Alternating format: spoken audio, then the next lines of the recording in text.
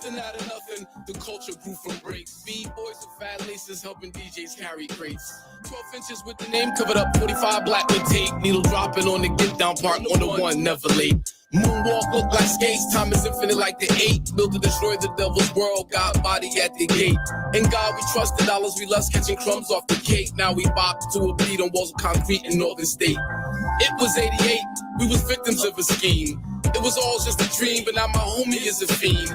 We live for the culture, but we kill for the cream. Trying to make the street light up, stay on your toes, Billie Jean. How can you justify what you've taken culturally? You love to lie, to hide the truth. Do you really think you're me? Think you're me? Think you're me? Think you're me? It's like hip to the hibbit, flow liquid like exhibit. Here to create the culture with every breath as I live it. They try to prohibit, but I'm the master of the pivot. No gimmicks on point like a digit. I'm like Malcolm, ready to rock it. Get your hand out my pocket. Everybody the gatekeeper, but y'all forgot to lock it. Swear by culture freedom, I got more vice than Tubbs and Crockett. Now my boy Elroy, out in space like space's rockets. Truth be told, we was crushed from the cold. Niggas getting high off the dust from Sugar Hill. Now the truth gets sold with strippers on the pole. The light, just with rappers for the thrill. Get the rush from off one pill with flashes on the wheels. Singing white lines with my brothers and folding bills. Slinging white dimes when Uncle Joe wrote that bill. Around 94, fucking around with Hillary and Bill. How can you justify what you've taken culturally? You love to lie, to hide the truth. Do you really think you're me? Think you're me? Think you're me?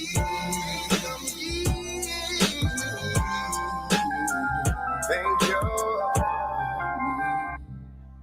It was go and tell. Now y'all go and tell. Hop on the gram, look, show and tell. No ethics and no codes, just cut the pie a la mode. Spinning red whites now lights the block like a strobe. Behold, the pale horse that he rode.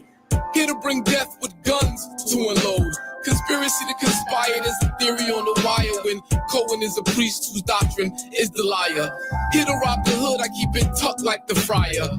Grew into a man following rappers I admire. No more b-boys in the cypher, no more DJs catching breaks. And everybody in the trap with 45s wrapped in tape. The culture has been raped, pimped out, and straight flooded. Just like the Bronx in the 70s, everything gutted.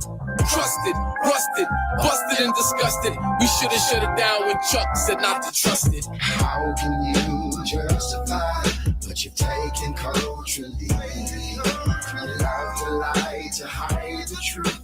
Do you really think you're me? Think you're me? Think you're me? Think you're, oh yeah.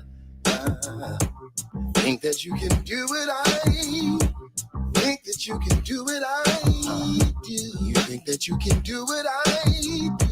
You think that you can do what I do. Tell me, do you think you're me? Tell me, do you think you're me? You know you ain't me.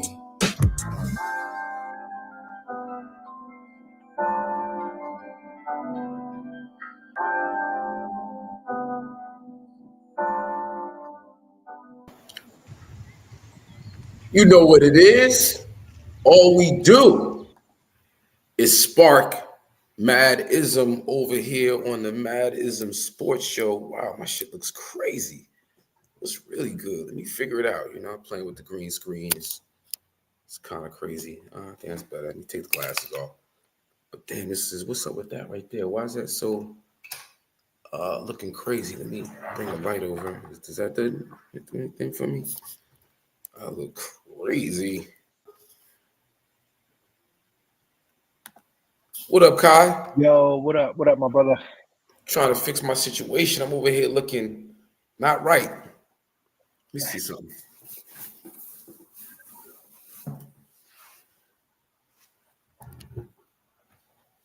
I think still, see that right there? It's kind of, anyway. What's up, my brother? Man, everything is good, man. Just another week, man. Another week in sports, another week in politics and entertainment. How these worlds have just been colliding like crazy, man. Yeah. Yo, big shout out to Crazy Legs, the legend. He's in the Salute, building over on salute, Instagram. Big shout out to everybody on IG. B-Boy Scholar. Salute. salute. That's Zamo big time. PBLVXK. I don't know what that is, but big shout out to you. Yeah, man. It's a lot going on, King James is back though, brother. Yeah. I saw that, man. I mean, yo, despite everything, it's incredible how the Los Angeles Lakers can find their way back in the mix. It's a lot more peaks and valleys in LA. I'll tell you that. Yeah, you know how I feel about, Bron one and the LA Lakers, as an organization, historically has been, you know, top of the pyramid, you Yeah, know, top of the creme de la creme in the NBA in terms of an organization and championships and legendary players. And, LA is a very LA Lakers, that is, very yeah, important. Lakers. Yeah, Lakers, right? LA, West Coast, they serious about their basketball. Don't get it twisted. As a state, as a LA, as a county, city, whatever it is, they serious about their basketball, no doubt. But we know the Lakers as an organization, as a professional organization. Yes, yes. organization, You know, and then LeBron going there, just as a tangent conversation before the guys get in and we can like lock in. Just the amount of disrespect thrown towards LeBron and the Lakers because of him. It's just this. So, starting the year off, they did extremely well. Luka is the guy. Luka is the number one on the team. it's crazy. Just the visual transformation of his body. It's just like, wow, man. Yeah, he's playing a little bit of defense. Yeah, it's like, not to cut you off, Hawk, but it's like No. all of the things that we said last February, March, April about how the city of LA and the culture there won, and LeBron James and his influence too, or maybe that's vice versa. Maybe LeBron won in LA too, whichever it is. But how we question what effect that would have on Luca's lifestyle, and I mean, you could see the visual change in his body. That I mean, I don't know if it's vegan-ness and LA something like that, or if it's LeBron James seriousness of his taking how serious he takes his body and his conditioning. But we see it, bro. Coach likes to say, "Oh, nobody's patting themselves after LeBron," trying to deny LeBron's greatness in that there aren't any other players that you can say got their style of play from LeBron. And then Luka just openly admits that he wants to be LeBron. He wants to It's pattern crazy. his game after LeBron. LeBron has always been his favorite player. He looks at himself approaching the game like LeBron. And then you see him come to LA, you see him get in shape. We all know LeBron's history with how he treats his body and Yep. staying in shape and the investment that it takes. And to see Luka come in the season like, a whole new person and giving you the effort on defense, though he'll probably never be a, defender of the year. He'll probably never make an all defensive team, but his steals has increased. Hmm. Just ability to get in the way and muck it up has been evident this year so far. And you got Austin Reeves showing that, he can be a bona fide number two, possibly even a number one, depending on the team that's built around him. But he's that guy. Can LeBron step in and be a three, be the third option? Can he fit in, as they say? What do you think? I think he can, man, and I think we'll obviously we'll see. But I think LeBron has already proven that, especially in terms of on the court in the game of basketball, he's going to do what it takes to get it within the flow of the team, and to make the best basketball decisions. I don't think he's going to be forcing his way or changing anything. I think he has really empowered Coach Reddick to evoke a philosophy that makes sense for them. And I think it would be counterproductive for him to go in there and say, all right, now forget all that. Forget what's working. I'm here now, so everything got to run through me. I don't think LeBron James is that guy on a personal level. And I don't think it would make I don't think from a basketball perspective, I don't think he would do that. So I think he's going to fit in as a number 3, 4, role player. I think LeBron cares. I think his ego is, and I don't know him personally, so take that for what it's worth. But just from what I observed, I don't think he's that egotistical that he's going to make everything flow through him. I think he just wants the team to be successful. I think he wants Bronny to be successful. Something that's like quite obvious and we all witnessed, and I think it's applicable to this season. Man, we saw him play with the Olympic team, which is nothing but 12 all-stars. 12 all-stars. And he willingly, intentionally took a back seat when it was needed to Steph Curry, Kevin Durant. He wasn't looking to get his, though he got his. He was the facilitator.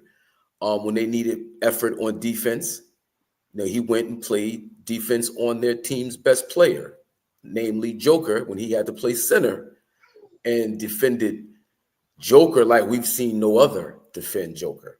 Yeah, man. Like he put the clamps down on Joker.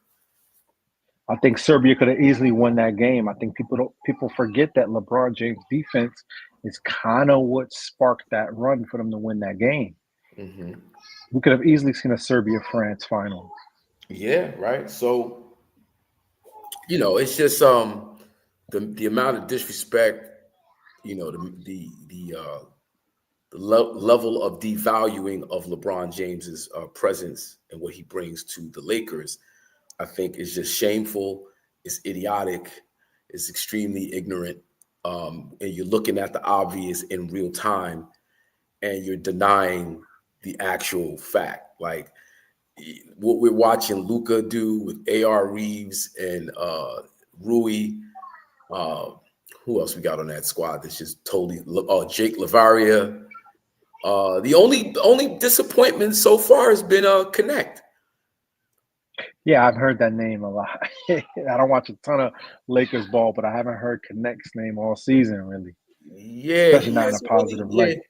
He hasn't really lived up to what we expected of him coming out of last season. I wouldn't say he's kind of had his breakout moment yet this year. We'll see. But you got Marcus Smart has been playing extremely well. That was good for him, man. Oh my God, that was an incredible pickup. Bringing him on. Who else we got? Jackson Hayes has been playing fairly well. Hayes, yep. Ayton great pickup. has stepped in, and he's really starting to deliver what we hope we get from him, coming in from Portland by way of Phoenix. And you said Ryu Hachimura, right? Yeah, I said Rui. Yeah. Everybody's game has kind of stepped up to match what Luka and AR have been giving us. So it's like the gap is what LeBron's gonna bring. Like that's gonna make them competitive against OKC more so. Not to say that they're gonna beat OKC in a 7-game series or that they can beat OKC just even in a regular season game. But I think LeBron coming in and fitting in like I think he should fit in, I think that's going to do well for them.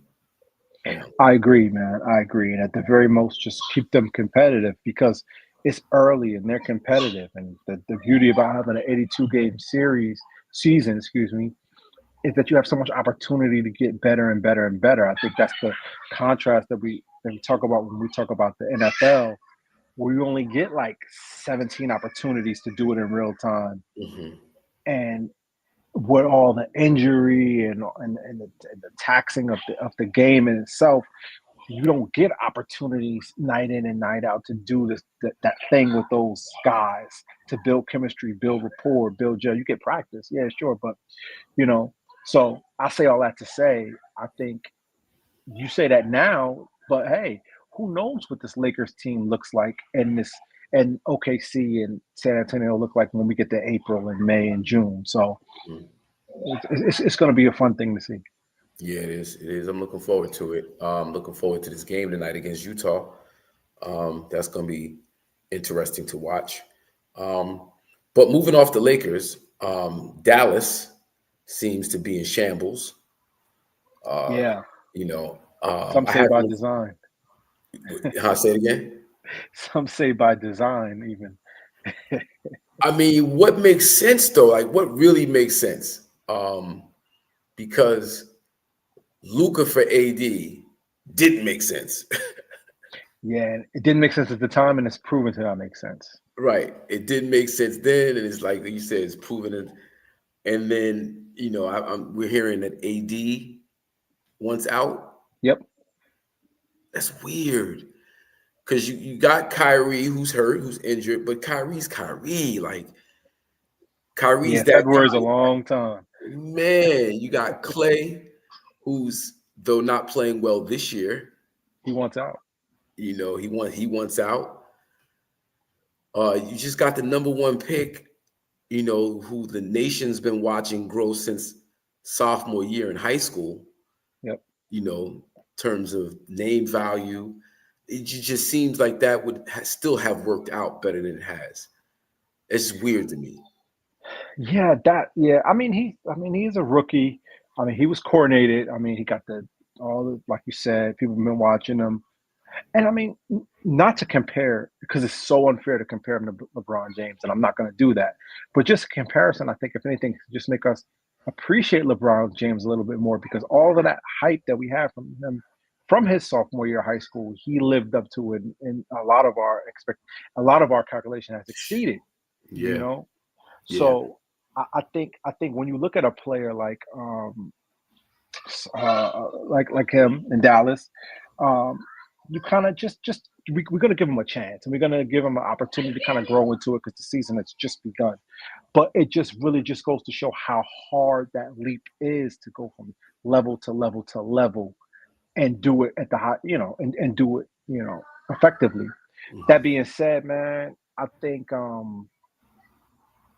think that's just another, to your point, that's just another example how things are just everything that can go bad, possibly go bad, is going bad in Yeah, Dallas, man. yeah. To buttress that comment up with how many number one picks have already retired since LeBron has been in the league.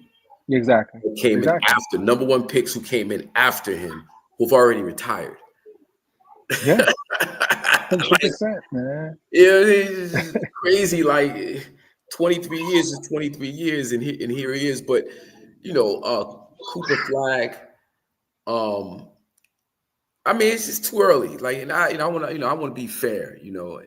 There's always, of course, the racial dynamic in talking about star athletes in the NFL, NBA, Major League Baseball, and how Sure. white players are kind of set up and propped up to black players kind of have to do a little bit more, earning of their status.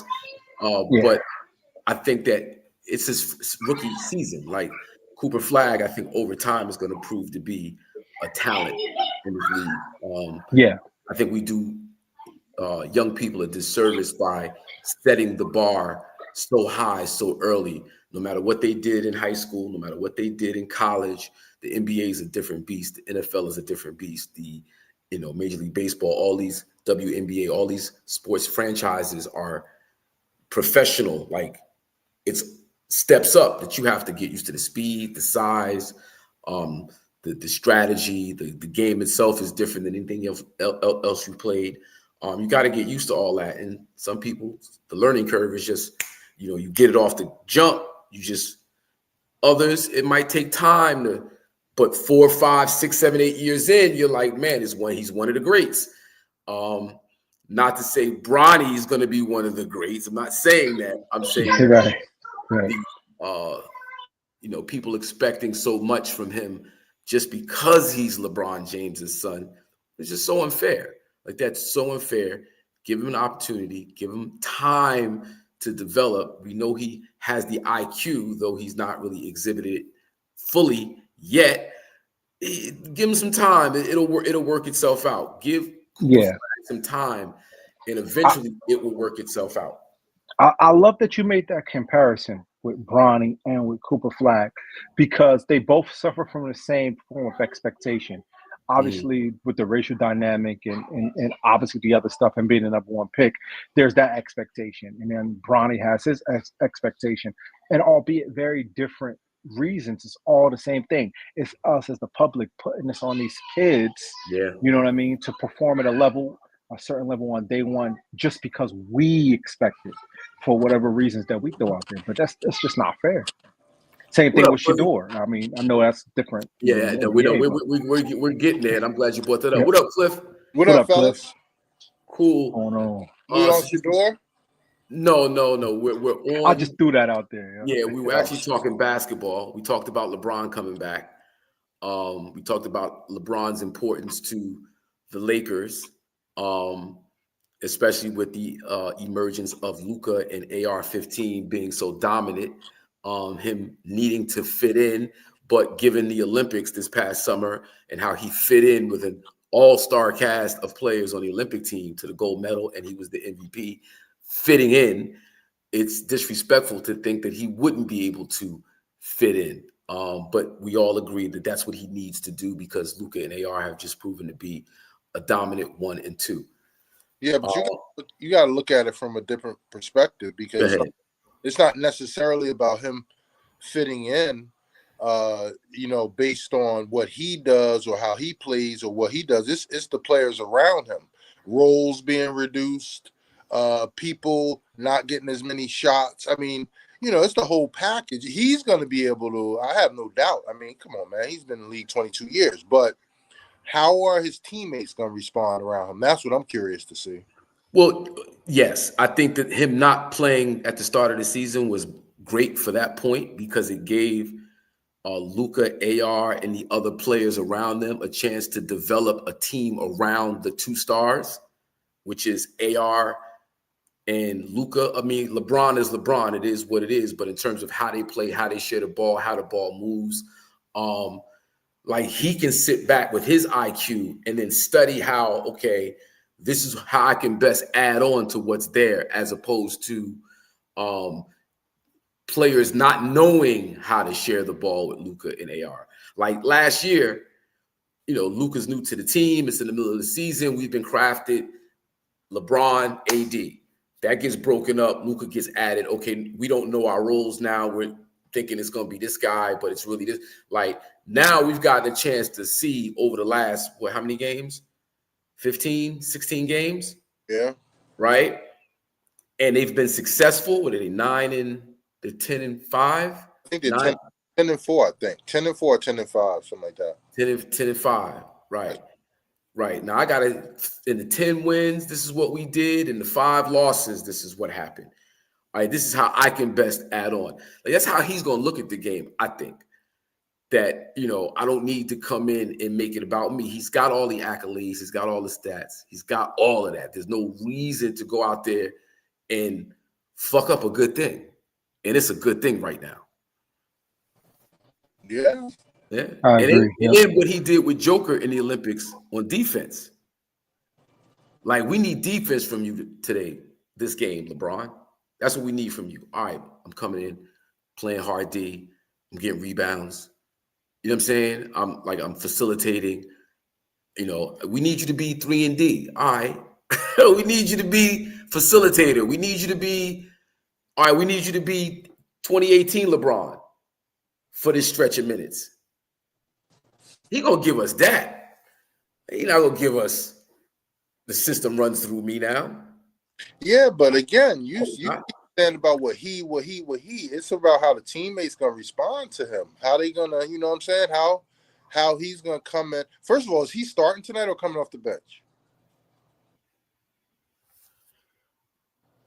Well, let's look it up. I mean, and how is the rotation affected? Whose minutes are being? I mean, what would be dope if he's coming off the bench? But he's not. Yeah, exactly. He's playing the 4. He's playing the 4. Luka, Austin Reeves, Rui, LeBron, and DeAndre Ayton. Assuming LeBron James able to play, if LeBron James not able to play, Marcus Smart will likely start in his place. Okay. All right. Well, that's not too disruptive. I mean, listen, again, I think it's all about how the team plays around him. I mean, I don't think you're going to have any problem with AR and Luka, obviously. You got Ayton. And then you got the rotation, the change in rotation. It's going to be. Luka Doncic is the point guard, period.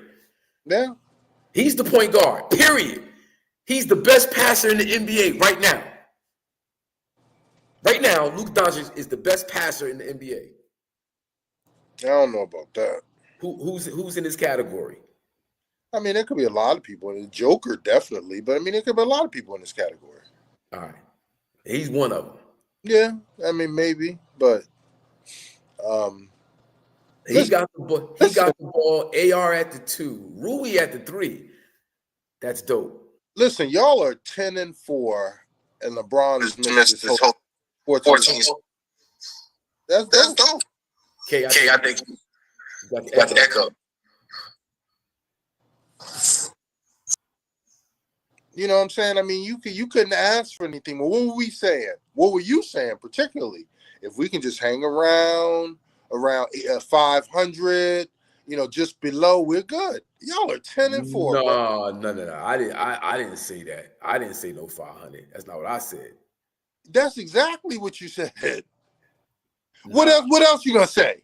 LeBron is missing the start of the season. You think you're gonna be above 500 and roll in the West? They are. No, bro. They are. They are. But nobody thought that. I'm talking about what we were saying. And that was I do kind of remember that. That is true. That's exactly. We said without LeBron starting, I remember that. Now he's feeling good.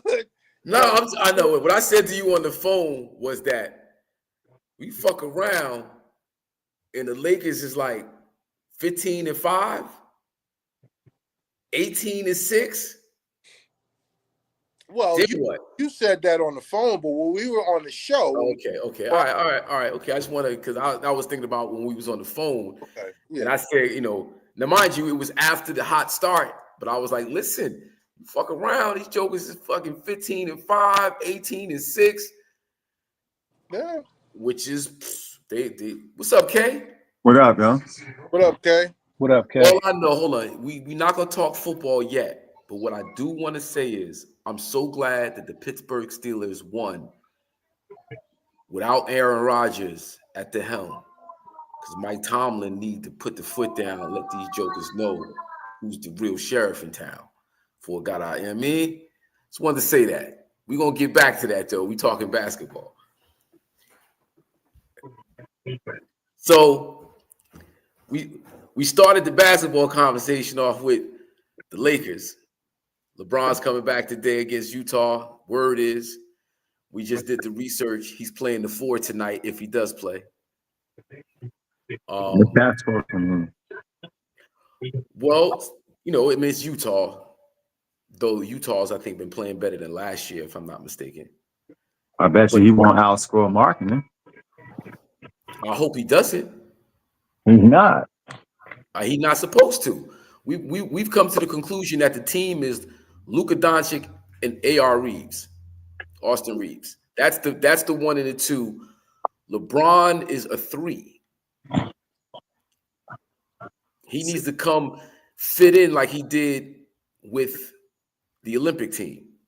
You talking about like the third wheel, the third cog, or are you saying a 3 like a small forward 3? No, the third cog. He's playing the 4 if he does play, and I think that's a good position for him. That means he's on marketing.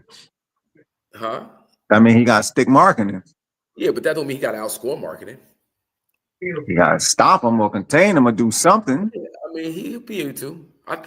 Marketing is marketing. If he can slow him down, it's his team ball, bro. Team ball.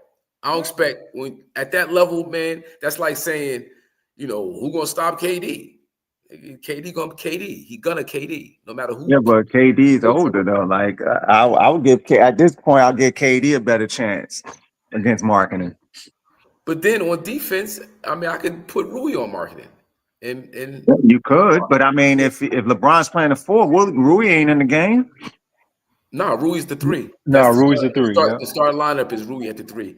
It's Luka, AR, How's Rui, that? LeBron. That don't even make sense. That, to me, that says the team is Luka and AR. That's what that says to me. That LeBron coming in as a 4, he ain't playing the 2, he ain't playing the 3. The ball shouldn't be in his hands. That's what it says to me. I mean, so what is he doing? Like, he in the post now? Like, because he's not a spot up 3-point shooter. Where's he at? Well, we gotta see how this works. We gotta see what this looks like. We gotta see what this rotation looks like. We gotta see, what their roles are gonna be. I mean, hopefully it's a smooth transition, because we can be here next week and y'all can be 10-10. That'd be nasty, yo. LeBron's on the trading block, bro. Yo, if he come in and disrupt that like that, it's gonna be ugly, yo. It's gonna be ugly. Well, I will tell you this: y'all play Utah, and I don't know how many semi-disparaging things you said and or insinuated, but y'all are a 13-point favorite. I bet y'all lose tonight. And then I think what's gonna happen is the question of their chemistry. LeBron fitting in. Watch. Gabe Vincent's back tonight too. That's how. Say it again. Gabe Vincent's back tonight too. So, all right. See, I think that's unfair because, and back to our earlier point about Cooper Flag and Bronny and time to develop, time to figure it out. Like, it's professional sports, gentlemen. Everybody's a professional. Everybody's trying to coach on down, is trying to put together schemes and confuse people and do different. Like, that's always going to happen. LeBron first day back, them being judged by one game to me is like, that's crazy. Like, that's yeah, unfair. I mean, it is overall when you think about it, but like, listen, they supposed to beat Utah, man. So you go out there tonight and you lose to Utah his first day back. It's ugly, yo. It is.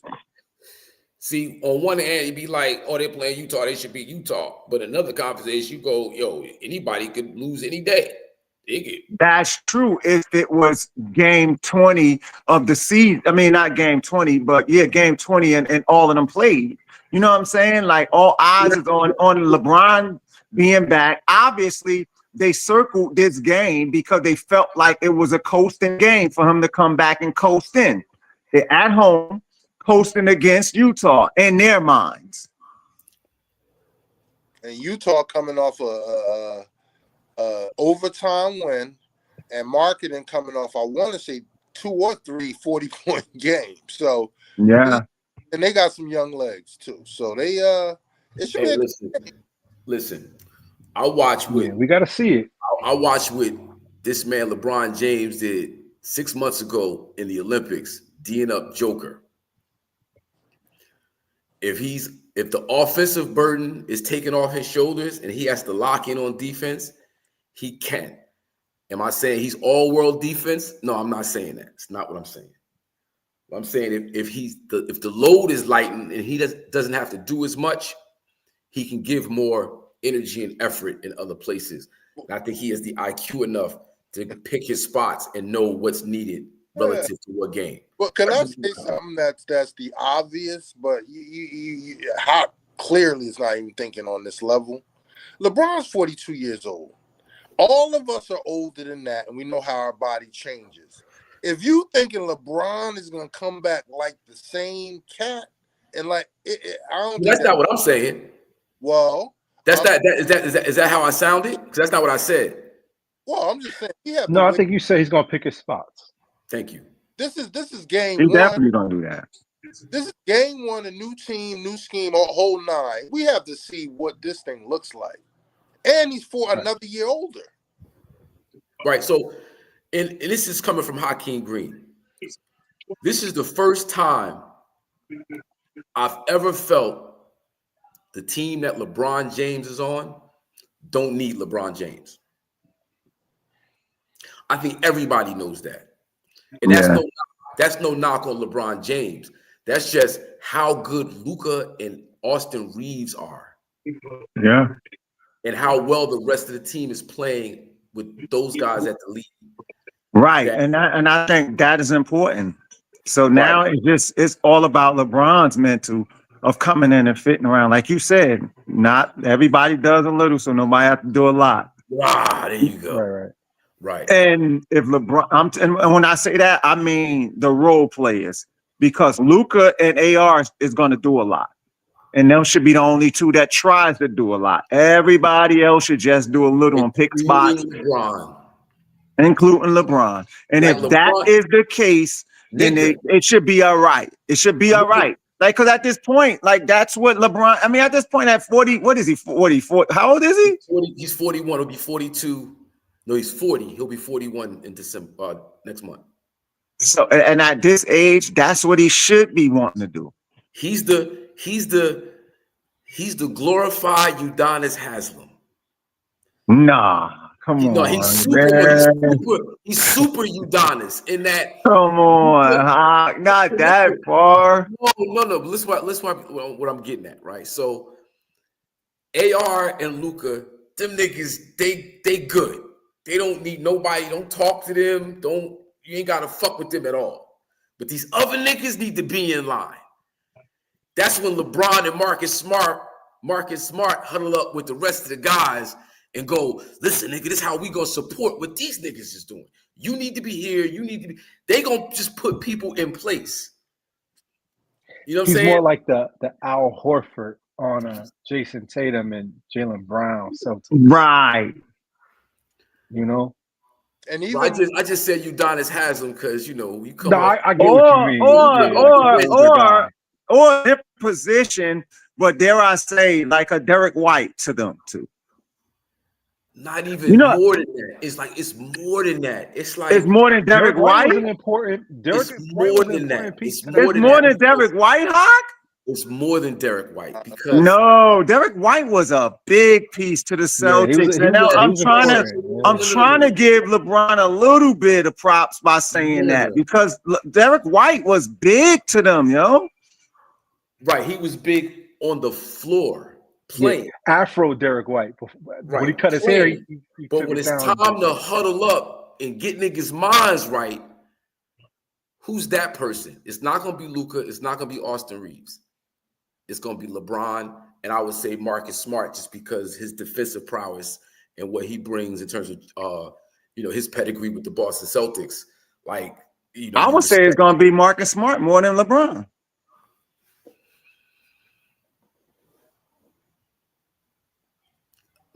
Sometimes. In terms of being a support and cast member, right?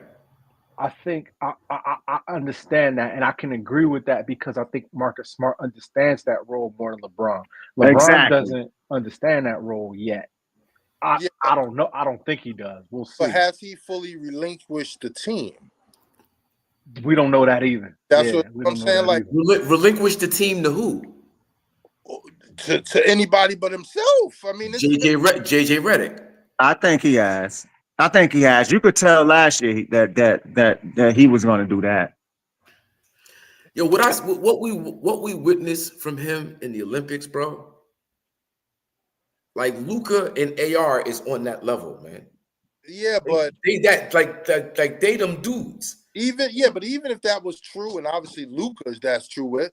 It's still the other cats. And he was on the Olympic with all of those cats with that cat. You know what I'm saying? So he can just fit in, do his thing. But, Well, I'm saying they've been executing. JJ Redick's not letting this dude come in and scramble the pieces. Like, and I don't even want to say JJ Redick wouldn't let him do it because I think that they're all on the same page anyway. Like, I don't think they are. No matter, they're all on the same page, right? And JJ Redick's imprint this season, especially, is his imprint is on this team. This is JJ Redick's team. Yeah. Would y'all agree? Yeah. Absolutely. Right. But I will tell you this, though. This good start could probably be the worst thing that can happen because whether you want to admit it or not, it's a lot of pressure now on LeBron and the Lakers.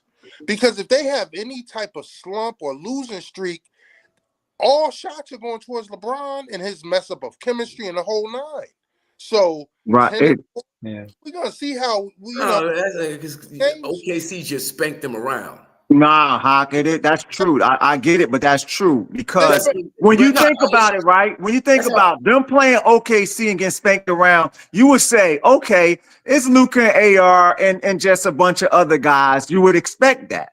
So now, but now when you throw and if it was like that all season, it will be fine. Because you'll be like, oh, okay, basically the Lakers are rebuilding. It's Luka and AR and a bunch of other guys, and it's okay. But once you put LeBron in the mix with that, and then you start and then you say, oh, then not only do they have LeBron there, they also got DeAndre Ayton. Whoa. Then it starts being, now, and then you go in that same team now with LeBron on to get spanked by the Celtics or even spanked by OKC tomorrow. It's a whole different story. So, just for full transparency, I don't expect them to beat OKC in a 7-game series with LeBron. I don't expect that. You never know. Depending how it looks. You never know. Like OKC got pushed to the brink by the Pacers. No, you never know. No, I'm with you. You never know. But right now, OKC is the best team in the NBA, bar none. Yeah. Yeah, because they won last year. And and what they're doing already without even Jalen Williams in there. Yeah. But listen, it's a long season. It could take one injury, man, and it could all just go downhill. You never know. I'm not wishing that, and I'm not saying that will happen, but we all know that's the reality. Yeah, I'm talking. That's why I was saying all things equal. Teams fully. It's never equal though, Hawk. You know that. It's never equal. Even now, like we're talking about, Jalen Williams ain't even playing yet. And they're still doing what they're doing. So, and in their eyes, they're like, it ain't equal. No. When I say I don't expect the Lakers to beat OKC in the 7th, that means that's not saying they can't. That's just saying that given everything that we know right now, I don't see the Lakers beating OK. I don't see anybody. If you will be shocked. Yeah, you will be shocked. Right, I'll be shocked. Now, I think the world will be shocked. Yeah. Remember I was saying earlier, Hawk, it's the luxury that the NBA has and the players have. They have like 70 or 60-something more games to gel and figure this thing out. So what these teams look like today won't be what they look like in April. And I know what you mean, Kay, like as far as the injuries, and none of us want to see that. But let's take the injuries out of it. These teams are just going to be different by virtue of they're just going to be different. They're going to play a lot more basketball. They're going to play a lot more together. A lot of these teams are still the same, but then in a case like the Lakers, these teams are different. So, you just said they barely, they got pushed to the brink by the Pacers. Nobody would have said that in November last year. Exactly. If anything, we would have said it was going to be the Celtics in OKC. Yeah. So, for sure. I'm enjoying the ride, partly because my team is trash. Games been good. All these games, it'd be crazy comebacks. I mean, this been crazy already. Yeah. So now we were talking about the Mavs and AD out and Klay Thompson once out and on Cooper Flag, Cooper Flag has had a slow start. He had a big game the other day though. So what y'all think? What's gonna happen in Dallas? They gonna blow that up? Yeah, I think so. Because they're already shopping AD right now. And the Cooper Flag experiment, I mean, I don't know if J. Kidd is trying to give him range or whatever, but he's not going to be the point guard. I mean, that's not going to happen. So I'm trying to figure out exactly what they're trying to do. But yeah, they're shopping AD right now. Kyrie, who knows when he comes back, and then what type of, I don't know. I think that team is done. Damn, just like that. Just like that, and they may be in the lottery again this year. I mean, what do they have? 3 wins right now? Maybe 4. I mean, when you start like this, like even the Pacers only got 1 win. When you start a rough start like this, it's hard to catch up and even be relevant. In that West, yeah, it's a juggernaut every night. 4-11. 4-11. So the Mavs is in the 13th spot right now, 4-11. Yeah, 4-11. Thunder 14-1. God damn. I ain't gonna. Before the season started, I was looking like, well, dad, Portland's gonna be trash. Right now, Portland will smack the Mavericks, yo. Yeah. Yeah, they sitting in the 9th spot, Portland. They're doing without Chauncey. So that said, what y'all think? Any more details with this whole scandal with Chauncey? Do we know any more? I think that I don't. I think that the fact that we haven't heard anything in bits and pieces of it, it's going to be a bombshell that's probably going to come out around Christmas time. Christmas, yeah. Well, serious. Well, because you know, they said in the initial indictment that 30 names were mentioned, and stuff like this obviously is not just going away, but you haven't heard anything. So they're compiling some things, and I think right around Christmas time. Yeah, I think the opposite. I think the opposite. I think the air is slowly running out. Flowing out of the balloon, yo. So you think it's just gonna go away? Slowly, I think so. That's what I think so. So okay, I think they blew their load already, yo. Really? So you posted something in the text chat that basically exonerated LeBron. Did I read that right? Who? You didn't you post something in the text Nah. chat? Yeah, nah. Somebody did. Nah, that had to be you, huh? Nah, I didn't put that there. It was something in investigating Damon Jones and other people checking text messages. And that might have been Coach or somebody. I didn't do that. Yeah, LeBron got exonerated. I wouldn't expect LeBron to be a part of it. Wait, exonerated like because people suspected him, or his name was getting thrown around? Definitely, man. You got Maverick Carter embroiled in an investigation. Oh, you got but that ain't LeBron.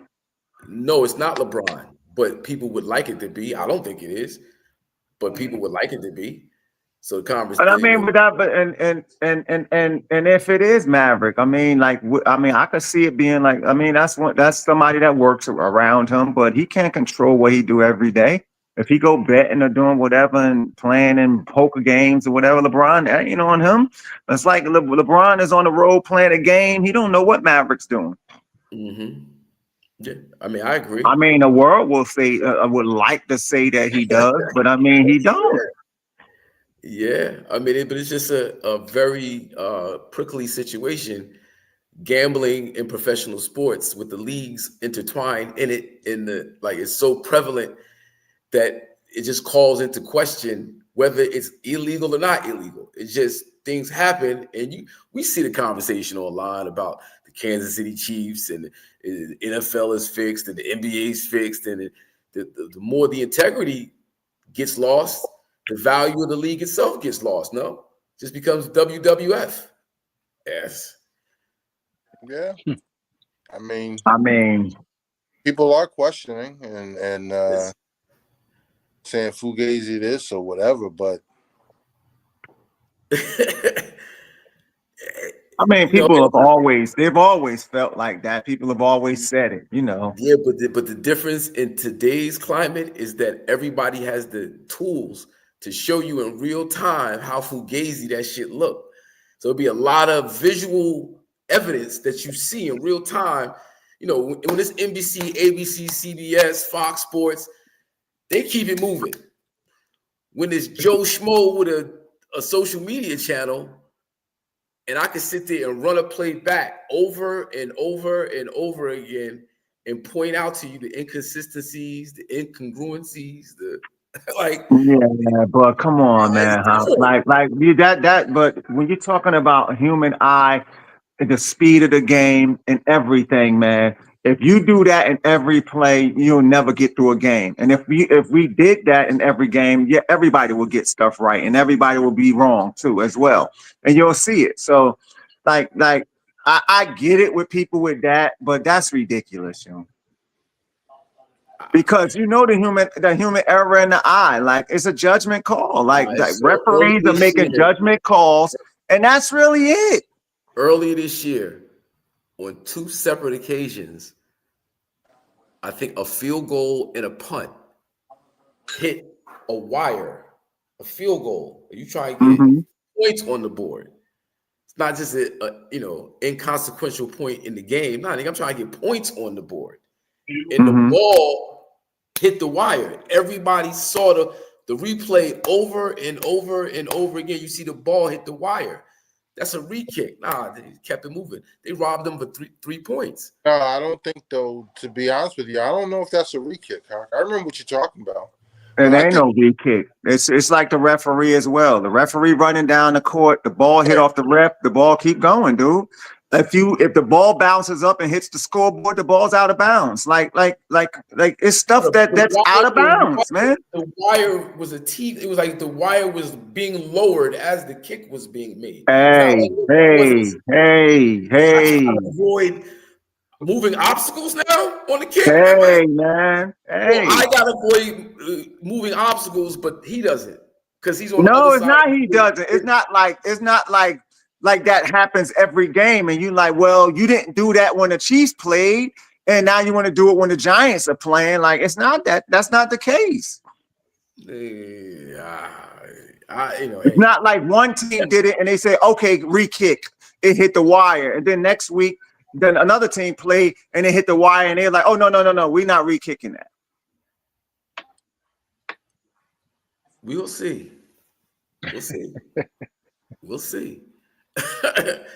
If there's ever a time where that happens and it's the opposite, I'll be like, yo, remember that?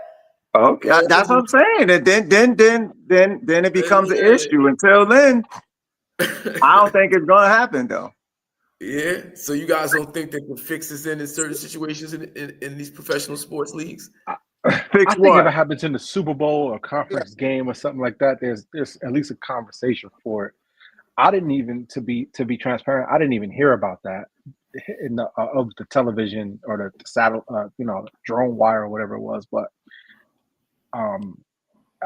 if it's a very consequential play and a very consequential game, I could see them maybe having a conversation about it. But I think if it's just while the season is meandering, no, it's the points on the board. I get it. It's not like one was a punt and the other was a field goal. It's just like how many times have punts hit the Dallas Cowboys scoreboard over the top? Right. But that's I get what you said. I was thinking that too, K, but I think the difference is that's a static thing. And they said it before that this 60-yard television screen, if it hits it, that this is like it's no do-over with this because this is here, this is not moving. But it's a part of anyway. It's just right. Well, and the cameras are too hot at that point. Like they know it. They know what's there. The stuff is up there. And it is no, I mean, hey, it's a televised game, and that's what it is what it is. So is it, Cliff, never a time when you would fix this in? No, I think as far as individual players, sure. But no, the fixed in like this game, no. Nah. I believe like you, Cliff. And Don, he bugging, he wilding. You got some road cats out there getting paid, sure, like the Porter cat, but the fixes in this game is fixed now. I don't think it's like that. No. That's how I feel too, Cliff. I'll be arguing with my wife about that too, because she sounds like, the fix is in. I'll be like, nah, it's not. I said, yeah, you might have certain things that go wrong on certain players or whatever, but overall, nah, it can't. It's not. Kansas City Chiefs, they get away with so much. Well, not lately. What? I was about to say, not this season. See, and that's you want to see now. And this is what I'm saying. When they was winning, it's all whatever. So now all of a sudden it's different because they're losing. Now because they're losing, they're not getting away with stuff. See, man, like, yo, man, that's what I'm saying, man. That's what I'm saying. I'm with you, Cliff, man. It's like, come on, y'all. I need to stop, yo. Hey man, sometimes niggas gotta make it look good. Like No, it's not making it look good. It's just the Chiefs are just not playing good football, man. And that's it, yo. And when they were playing good, and when you playing good and you spanking everybody and people start hating you and doing whatever, then people gonna start feeling like, oh, they cheating for you and they doing this and they doing that. Yeah, this footage. I hate that Sean the Payton referee looks sitting there good, looking man. at the play like this, and it'd be like a blatant, like it'd be like all like this, no holding. Do you realize how they could call a violation on every single play out there on the field, like every single time? Okay. Somebody is trying to bend the rule every time. I be Game, watching it all the time too. I be like, yo, that's a straight hold right there. Dudes be coming around the edge. They be holding the shoulder pads up all like this. And then when the guy get by, then they just let it go. It's like, that's holding. I don't care at what point. It's holding. You holding me. Like it's holding, but they just don't call a lot of it, yo. And it can't be everywhere at the every time. Same with basketball. As you going down there, coming around picks and doing whatever, going to the basket, they smack your hand. They do like dude, you get fouled almost every time you come in that middle. Yeah. But they just don't call it every time. All right, so it's something else I wanted to holler at you guys about. Oh, gambling scandal. Now, Hawk, what I was thinking about is what I will say is that with these reviews, I think, and particularly the ones we see, and the call isn't overturned or it's something like, what the hell? You know, the call remains the same. I do believe that call to Sea Caucus or whatever it is, they're calculating where the money is. Right. Now, I agree with that. I agree with that. There it is. But there it is. That's not the fix, Hawk. That is, that. What the fuck is that shit? The fix is in, nigga. And somebody from the front offices is like, no, nigga, this is how we need this. But how many times does that happen during the game? That sometimes, most of the time, a lot of the time, it doesn't. It doesn't. It doesn't. One time makes every time suspect now. One time makes every time suspect. As soon as you do it once, you got motherfuckers on the internet like me going, yo, you think the fix is in? No. I'll say this, and Cliff, you put me on this last week, and then I went and did the due diligence and saw a lot of videos to back it up about the Knicks Magic game, where you pretty much had state sponsored media and ESPN hyping up that the Knicks can't lose at the Garden, and then the data supports that the betting public all put money on the Knicks, and once it got to that threshold, it like the Magic just like beat the dog shit out of the Knicks, which was crazy, like 30 points, and I think it was Desmond Bain, I forget who it was, but it was like they were zeroing in on his face, like he couldn't even believe that they were beating the Knicks like that. Like, I don't know, man. I think I don't. That's why I don't feel really convicted either way, because I really don't know. Well, it's the same thing with I think with betting, and like last night, if you were paying attention with the Cowboys game, everybody over. It's going to be tons of points, begging you to play the over. Well, total was 50.5. And what you think in the score was? So the whole betting public bet the over. It was 49. What was it, 48? 49. 48 or 49. And then the Cowboys took a knee at the 10-yard line with like 2 minutes left. Everybody had a fit, yo. Exactly, yeah. Fixes in. Well, like I said, is it fixed, or is certain things, dictated by where the money is? Sure, but is the fix in? That's the fix. No, it's not. And it could be the fix, or it could be a respect thing too, because they're like, oh, we're playing the Raiders. I mean, we at the 10, the game's over. Us, do we really just hot dog on them and kick a field goal or try to score on them at this point? The game's over. Like, do we really do that? So I think it could be the fixes in, or it could just be a respect thing. Like, it's Pete Carroll, it's the NFL. Like, we're not gonna disrespect nobody, man. And we're gonna just kneel on the ball. I mean, that's fair. That's fair. That's fair. I can go with that.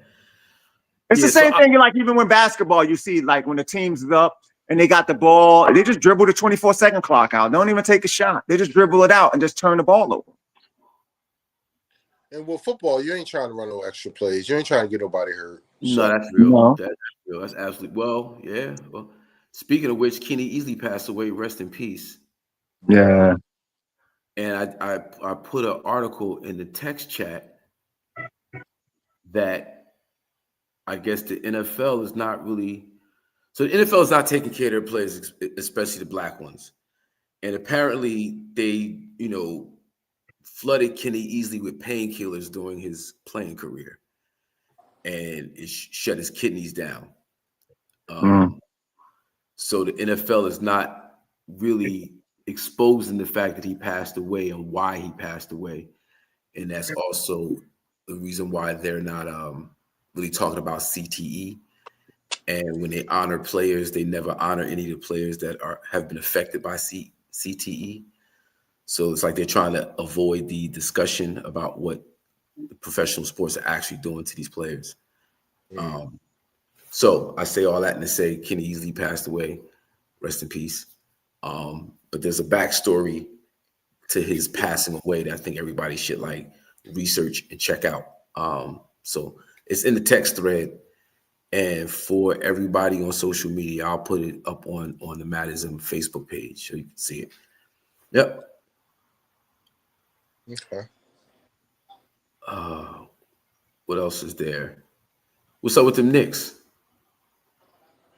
Well, Brunson's and Ananobi's out too.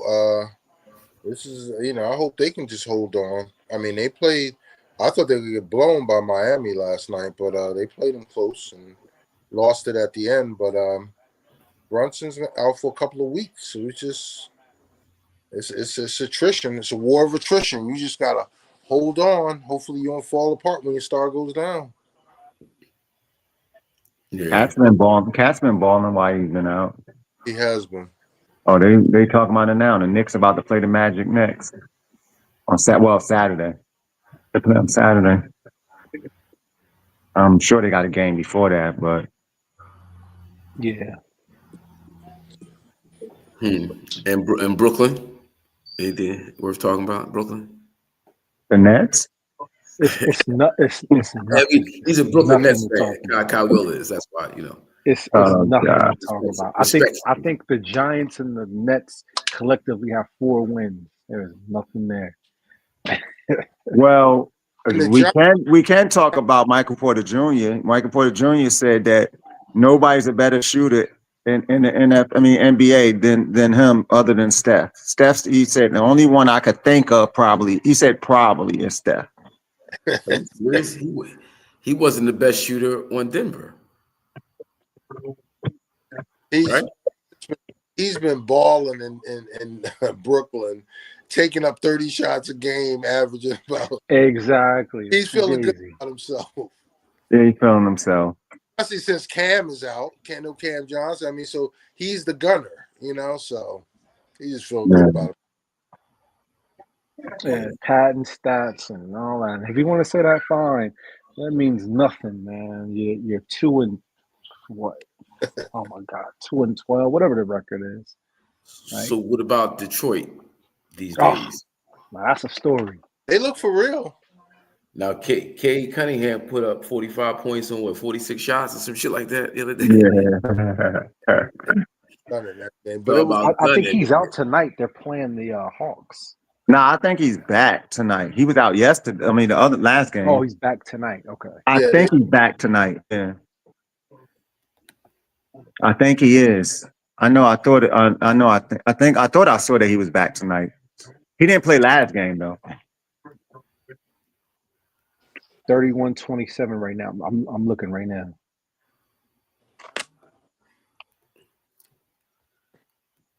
What? So we got the Thunder, Or Detroit? the Rockets in the third spot out west. Rockets balling, yo. Did y'all see that Rockets game? I seen some of the highlights. Thompson still KD. doing his thing. Yeah, KD, like, yo, it was Sengun and KD. They Yeah, was going Sengun is confused, hard with bro. Sengun, Wow. and then it got down to it when they need to tie it up or go ahead. KD like cleared out. Now I got it. Yeah, they're gonna be dangerous, boy. That's going to be a nice Christmas game. Speaking of Christmas, Lakers and Rockets. Ooh, That'll be a nice test. man. Oh, that's going. Ooh, 3 and That's 4 gonna be stuff. tough. Oh, that's gonna be special. If the Lakers win that game, that will say a lot because I like Houston. Houston is thorough. Yeah. Yeah, Ime Udoka's probably gonna start some mess. You know that. Yeah, he definitely is. He definitely is. What's Man. gonna happen? Speaking of Detroit, what's up with Jaden Ivey? They're gonna end up probably trading him because he's been hurt. Yeah, no, he stays hurt. Yeah, he's been hurt. And Detroit, the way that they built right now, they basically don't need him. Yeah. Wow. Speaking of hurt, Wemby's gonna be out for a few weeks. Yeah. They got Memphis tonight. Let's see if they can at least not fall apart. Actually, Castle's out too. At least tonight. I don't know for how long. Hey Kay, we had a conversation last week that was basically sparked by a conversation I was having on Facebook about Wemby. Mm-hmm. You know, the assertion was that he's been as successful as he has been is because they don't defend him with effort. And I'm like, nah, he's having the success he's having because he's an anomaly.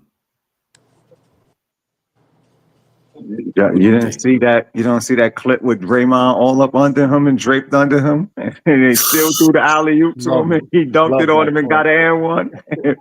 Oh yeah, I watched that live. That was funny. I mean, the dude is just so tall. Like it looks like you're not trying to defend him. Like it's almost like, what do you do?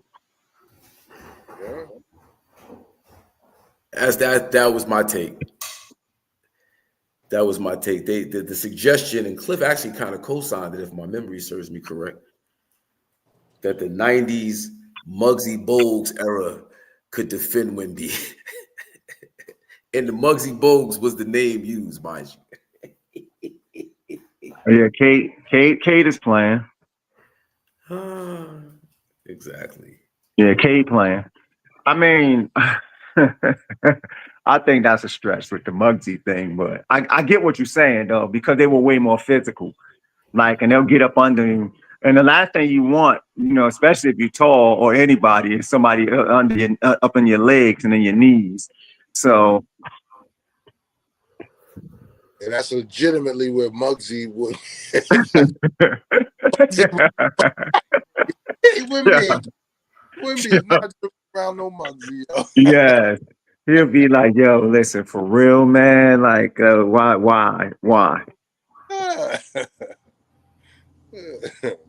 I think too, like obviously, man, the reality is, man, is that the NBA has, I don't want to just say became soft, but they've changed the rules and loosened it up and played and call the game tighter now because they want to see more scoring. They want to see things a little bit different now. And the game has evolved because obviously we all know that the old game was way more physical.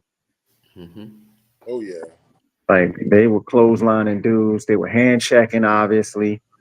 The Derek Harper with the hand in your waist, not letting you go nowhere. Like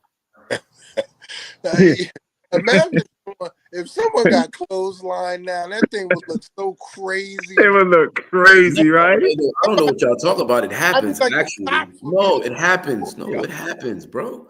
Like, it's definitely, this era is not as physical as the 90s. I'm not saying that. But I am saying that a lot of the physicality that we talk about, it happens. I see players get clothesline. I see players get they get elbowed or whatever, but that, like, you're not gonna take but like straight clothesline. Like, they was clotheslining dudes. Draymond is doing all types of shenanigans. Draymond is clotheslining people. We saw Draymond grab, what's the face? He double whammied him. He grabbed him by the collar out the air and then came with the left hand and hit him in the head. Yeah, we do, bro. In the playoffs, especially, it gets physical, bro. It's just, no, not to the Pistons Bulls degree. No, I'm saying, like, you talking about like maybe once every 30 games. We talking about back then, it was every night. Exactly, every quarter. I mean, yes, and I also saw a lot of Ole basketball in, where you couldn't close the lane down and shut a motherfucker out. It was one-on-one basketball. I get to the paint on you and nothing stopping me because there's nobody allowed to be there. I saw a lot of that too. So it's like, it's a different game. It's definitely not as physical as it used to be. I'm not trying to say that at all. But to your point about, we won't call it soft. Like, shit still goes down. That's why I said I don't want to call it soft, because I don't want to call it soft because it's not soft. I mean, because even like now, like, if you think about, there's some things they do now that they didn't do back then. Like that, this whole thing now of the bump thing, like, that still like gets me a lot, because I'm like, yo, that's an offensive foul. Y'all are straight running dudes over. Yeah. Like, you're straight running, they just bump you and just throw you out of bounds and just lay it up. Did you see Wemby bump Giannis and knocked him back 2 feet? Yeah, this is what I'm saying, man. Like, this whole bump thing now, like, so that's why I said I don't want to say it's soft, because, man, like dudes are getting bumped all the way across the floor now. Yeah. And so, I don't know. I think also a lot of these medical staffs and these new protocols, because for me especially, I remember Allen Iverson. It was like a badge of honor that he played with hip contusions and broken fingers and all of these injuries. But I think protocol-wise, they're just not allowed to play with those type of injuries anymore. They're trying to mitigate all of that stuff. And they're worth too much. The contracts are worth it's too much. It's the contract. That's what it is, the money. Like, they're getting paid too much. And they're like, yo, at this point, we got to protect the investment. So no, we're not doing that no more. And I think that's a great thing even for the player, because it sustains your body, your career, and you're not walking around here at 40, 45, 50 wobbling. You know what I mean? You want to be, because if you see any of these retired basketball players, like, just look at them, like, like, those injuries, man, they took a toll on their bodies, man. Yeah. Every one of them. When you see them. Absolutely. So yeah, I don't know if there's anything else we want to talk about with the NBA. Feel free, or we can move to the NFL. I'm watching Memphis, San Antonio right now. Thank you, Jasmine.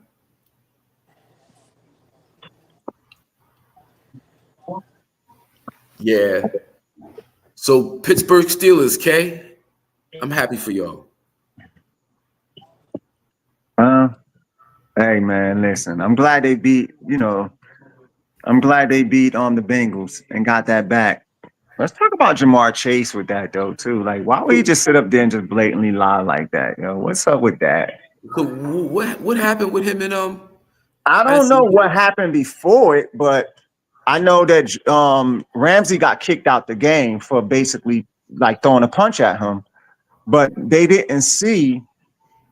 And then they talked to him later and was like, well, what happened? Why'd you do that? He's like, because he spit on me. And Jamar Chase, then they had to go back, like you said, Hawk. Everybody had to catch the cameras and go back, but it was they didn't do it during the game or none of that. They just thought that Ramsey wilded out. But come to find out, no, Ramsey didn't wild out. Jamar Chase did spit on him. And But they asked Jamar Chase after, nah, I wouldn't do that. You know, that's not me. I didn't do that. And it's clear as day.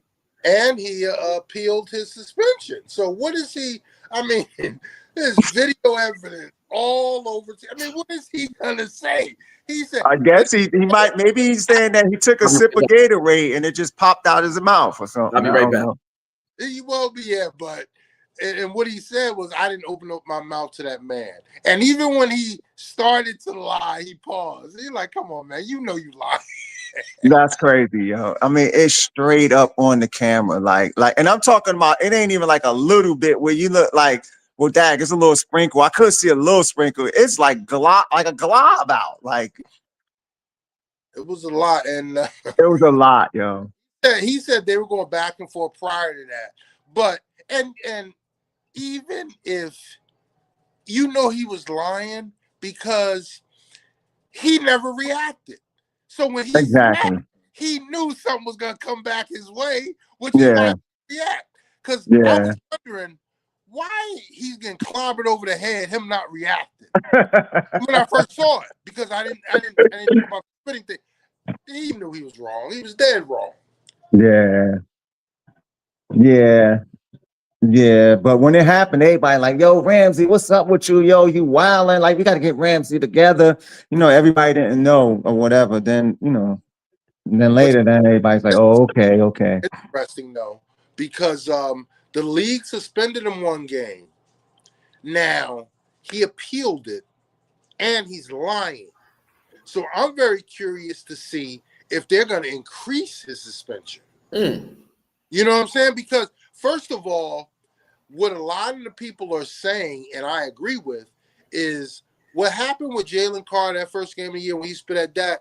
It should have been more. It should have been more than that game suspension. Is which is what they counted that as, because it didn't really deter anybody clearly from doing that.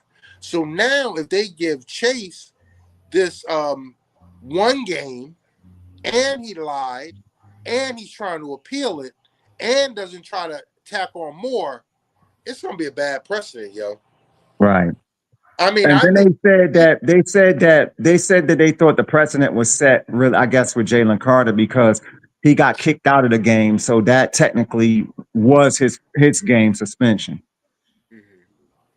Yeah, well, I want to see after this. And Chase didn't get kicked out of the game. Because Jalen Carter, like, that was after the kickoff. They ain't even played down yet. Yeah, they didn't. Yeah. Yeah, so basically that was a whole game suspension, really. So I don't know. It's just crazy for him to sit there and say that, man. Like, cause it's and then get caught. Like, he look crazy now, yo. He look crazy. Yeah. So what was the key to the win? Defense. The defense was the key to the win. Like, we scored two defensive touchdowns. It was the defense. We played better defense. We've been playing better defense. Our offense is just terrible, yeah. Offense is terrible. And honestly, I would rather. I was just like, man, like whatever. But man, Rudolph wasn't looking bad coming in for Aaron. Actually, to me, Rudolph did better in that game than Aaron did. Really? So give me the update on the Aaron Rodgers. He got hurt. He got injured. Yeah, he got a chipped bone or something in his wrist or something. And that happened last week. No, that happened this week on Sunday in that game. He didn't play the second half. Okay, got you. Rudolph played the second half. Got you. I mean, it's his left wrist, but still, he's gonna be out probably a few weeks minimum. He said that it doesn't require surgery, and he getting ready to look. He looking forward to like trying to play against the Bears this Sunday. Yeah, somebody's gonna have to save him from himself. I don't see that happening. Yeah, I didn't see the game. I've been catching up, looking at the various sports channels, just trying to get a gauge of what happened this past weekend. But one of the conversations involved, it was who talking about it? Was it Hasselback? He played with Marshawn Lynch in Seattle, and he had the same injury as That was Aaron Rodgers. Hasselbeck. Hasselbeck was the quarterback in Seattle with Lynch. So he said he had the same injury in Seattle, and Marshawn Lynch told him his quarterback had that injury in college, Aaron Rodgers, and this is how he dealt with it. So apparently this is not the first time Aaron Rodgers has had this injury. And he was able to play through it in college. He knows how to play through it now. That was kind of the point. This is Matt Hasselbeck talking about his experience with Marshawn Lynch, telling him that his quarterback in college, Aaron Rodgers, At 20 years old, not 40. Exactly. Yeah, that's true, but that's real. But you know, Bones a little different. Yeah. A little bit more brittle. Right, but he is playing this week, though, right? He said he was. At least that's what he said. He said he plans on. He plans on it. Okay. All right. You know, we'll see. Percocet Aaron. Percocet, shoot up Aaron. Right? Get ready for it. Nah, he gonna take a ayahuasca trip allegedly. Man, listen, man. The way he been playing the last couple of weeks, I wouldn't mind him sitting down, you know. Yeah, but it was at one point they was bigging him up, and that's when out the beginning of the season, yo. I think Aaron, honestly, I think he hit the cliff, yo. But when was it when you was shitting on the Steelers defense? You said the defense wasn't. That was early in the season. Like the defense, Aaron Rodgers was moving the ball, but the defense couldn't stop nobody.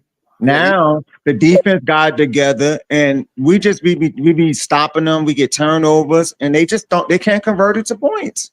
Like it's just be 3 and out. You get a turnover, be in their their end of the field. We'll end up with a field goal. We settle for field goals too much. We can't. It'll be 3rd and 1. Aaron Rodgers will throw up a 30-yard bomb. Like it's just crazy. It just be ridiculous stuff they be doing, man. I just don't get it, you know. And I'm talking about Jaylen Warren be out there running hard. He'll run 2 times for like 4 yards each. It'll be 3rd and 2. Then they'll throw a bomb up. Like, what to do? Like, what are we doing? And then Aaron Rodgers has been not known to throw a bunch of interceptions. He's throwing interceptions and all that right now, yo. Yeah. And the running game is Nathan, right? No, it's actually okay. Jaylen Warren's playing all right. Playing all right? Okay. Yeah, he's playing all right. Jaylen Warren's playing all right, you know.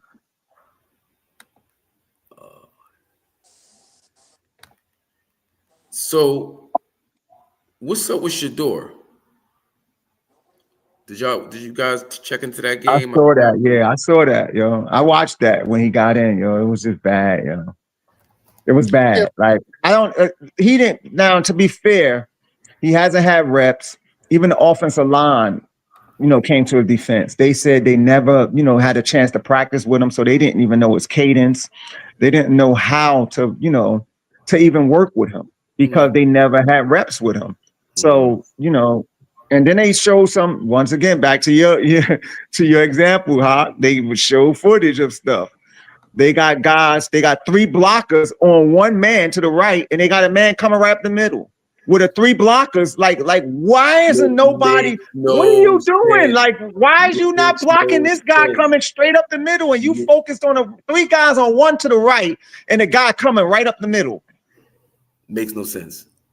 So it's stuff like that, that you look at the Browns, and you just say to them, you say like, "Is the fix in? Is this Kevin Stefanski going? Listen, this is how we gonna run this play. I want my lineman."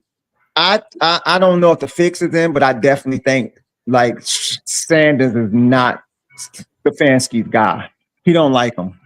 He definitely don't like him. That's what it seemed like to me. Like he don't want him.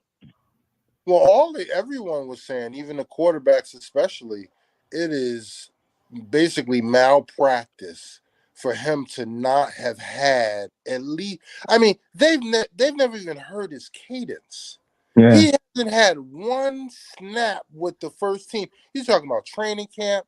You're talking about your bye week. You're talking about all pre. Come on, man.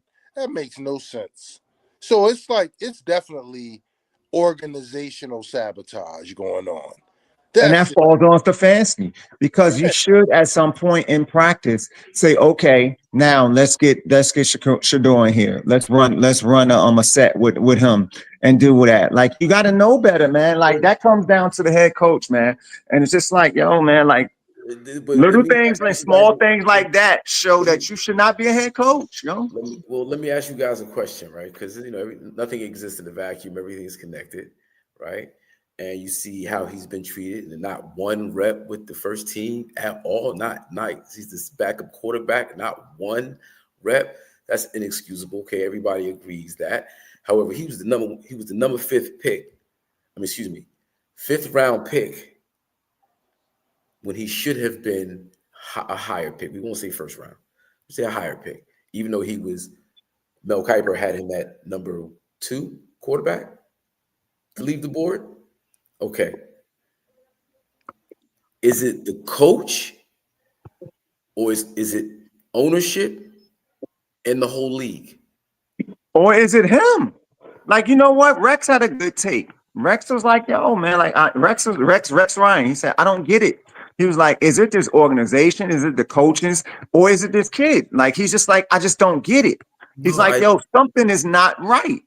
It's a combination of all of it, I think it's a combination of it all, because like Sanders has to take some type of it too, some of it too, because there is a lot with it too with him. Because even like Rex had a point too, because he said like, and I saw it too after the game was over, he's sitting on the side, like pouting and just sitting on the bench. He's like, Rex is like, yo, dude, this ain't the Super Bowl, this ain't Game 7. Like, go in the locker room. You got Lamar Jackson, a MVP, looking for you on the field to talk to you, and you sitting over on the bench pouting because you don't like losing. Go get with your teammates and deal with that, man. Like, nobody likes losing, and I get Rex with that. Yeah. So I saw that comment. I think that Shaduer Sanders is it's lose-lose, right? Because somebody made the point that looks like he cares. Maybe you care too much. But then if you but you can say that, and you can feel that in your after thing, like, you know what I'm saying. But at the same time, I will give him the benefit of the doubt. He hasn't played yet. He is a rookie, so maybe he won't do it again. You learn. You live and you learn. So, well, if you look at the way he's been handled off rip, right? He doesn't get reps. He's been totally pushed outside he's not in the circle, the Cleveland Browns circle of family. He's not in it. So to be thrown in the fire and expect me to, be that leadership, like, come on, man. How do I lead? Like, how do I lead? Like this, you know what I mean? Like, I'm not wanted here. Like, they don't want me here. They didn't properly. Like, they don't like. That's that's how you feel. Like, hey, what am I doing? I'm not getting any type of support at all. I'm not being put in a position to succeed. It is weird though, man. Like, guys, it's weird because this is not just like granted, and remember, guys, this wasn't just Cleveland. Nobody picked this guy up. Nobody picked him. So it's more there. Something is there. Like I don't know, man. Like, nobody picked him up. Now, granted, I do think that if he's on a different team than Cleveland, or somewhere else, or at least gets a chance to play, I think he will do okay. But there is still something wrong that got us to this point, and it's keeping us at this point. This is my theory. Well, you got Deion Sanders. Deion. Go ahead, Cliff. I'm sorry. Well, Dylan Gabriel is Stefanski's dude anyway, and you all know how coaches and/or offensive coordinators just stick with their guy. But I mean, it's clearly something personal. I mean, if the guy doesn't even have run rep, but the crazy thing about it is they're gonna win this week, and I think he's gonna play all right. Myles Garrett is a wrecker, yo. They did. Because the Browns defense is actually good. Oh, they're good. And I think Shadour is going to keep him, whatever. But I think they're going to win this week, and I think that's when. I just hope Kevin Stefanski's able to switch gears and give Shadour the tools he needs to win the game. I think that's already been answered. I mean, I hope he can get. Yeah, I agree, Cliff. And I think go ahead, Cliff. Go ahead. You have to put him in a position to succeed. Yeah, but and he's shown that even when I put you in the game, I'm not gonna call plays that lean toward your strengths.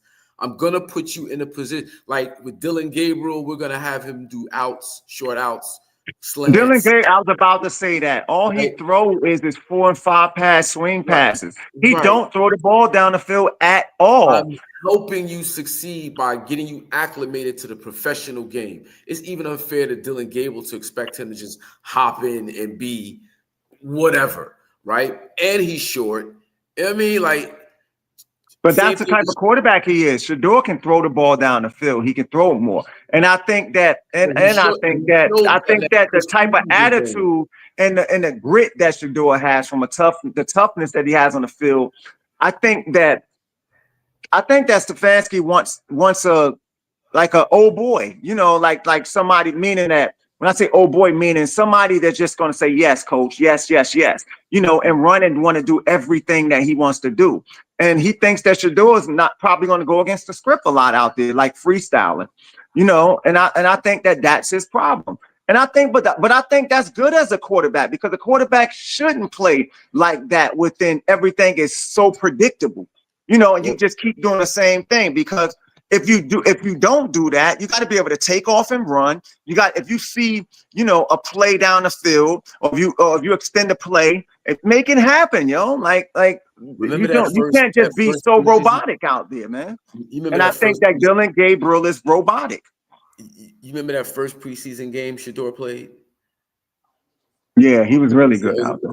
He was really good. Yeah. I think that game right there was like, okay, we're going to do everything we can to sabotage this kid. Because we know if we give him a chance, if all things are fair, if we give him the play package to be successful, he's going to excel. I think they saw that then. It was like, nah, we're shutting this down. I don't think that, because I think why draft him? If that's the case, just trade him or do whatever. I just don't think that that's Stefanski's guy. I think that Dylan Gabriel's his guy. I just think that that's what it is, and he's riding with his guy. That's it, and that's big. That's a job. That's a career decision. I mean, you know what I'm saying? We look at it as, okay, quarterback, let's make the switch. That's basically admitting you're wrong. You know what I'm saying? So it takes a lot, but he certainly didn't prepare him. So, I mean, I hope Shadour succeeds. I hope he at least looks comfortable out there, because if he's comfortable out there, he's going to be successful. I mean, he's going to lead all. Yeah. Because he's a playmaker. Yeah. He has touch. He has experience. It's just a matter of he wasn't even put in a position to succeed here. I mean, how do you not? That's insane. It's insane. Hey, I remember our conversations in the summer, Cliff, about what I expected. Yeah, you said it. I mean, and I was fighting you the whole way, but you hit the nail on the head. This is insane, but it has to be coming from up top. Yeah, see, I just, again, I'm gonna reiterate, and I'm gonna run with this one. It is what it is.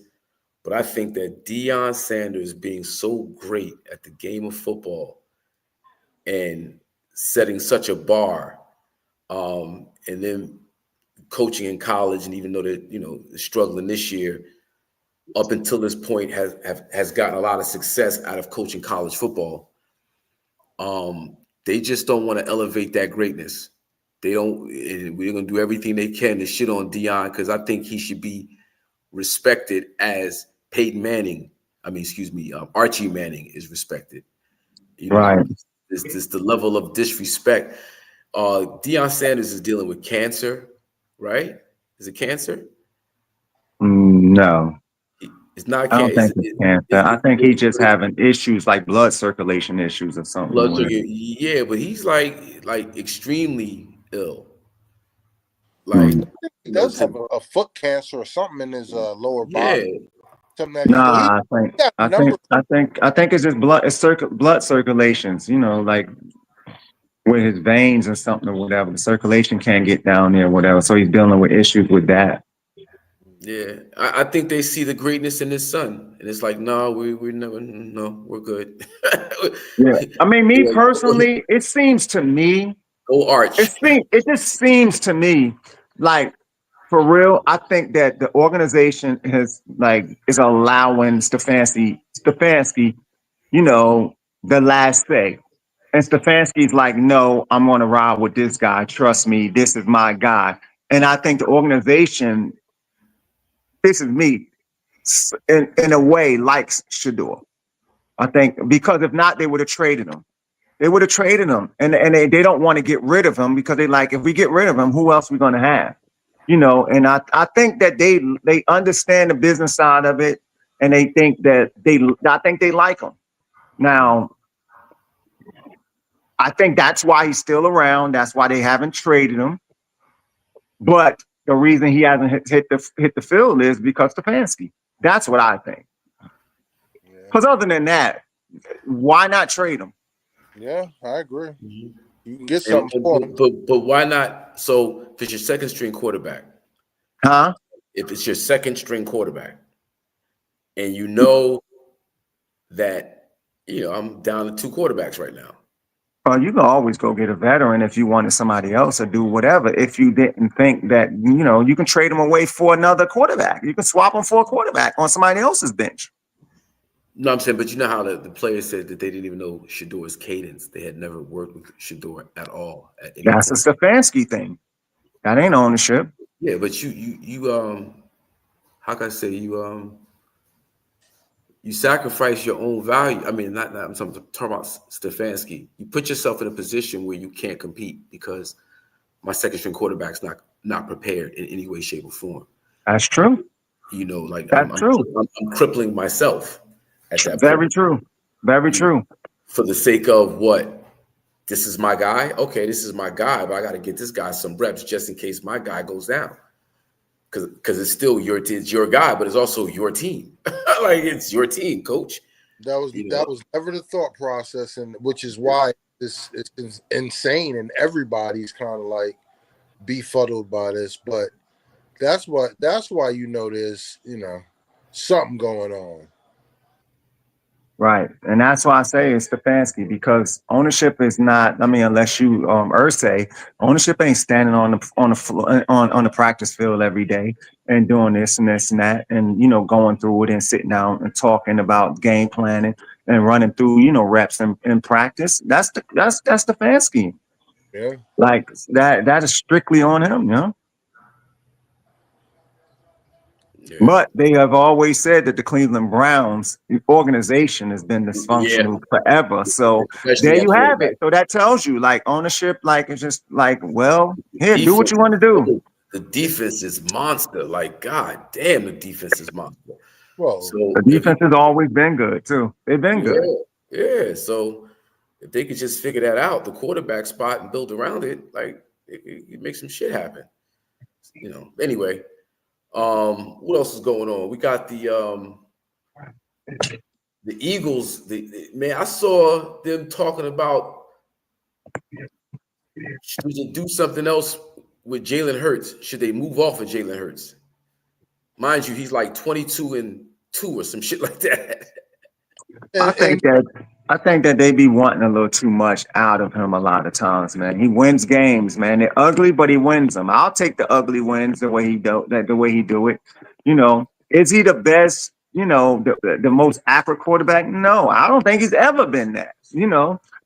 And I mean, he could run the ball more because they was doing that a lot more before, and now they're not doing it. I guess they're trying to do it to you know, not get him hurt and do whatever, but they're winning games. Like, he's not totally just turning the ball over. So, I mean, I don't know. Like, I don't know what you expect. I mean, he's not Matt Stafford. He ain't flashy. He just gets the job done. solid. And who's the alternative? I don't even know who their backup is. I mean, quarterbacks was Kenny Pickett at one point, but I don't even think he there anymore. Yeah.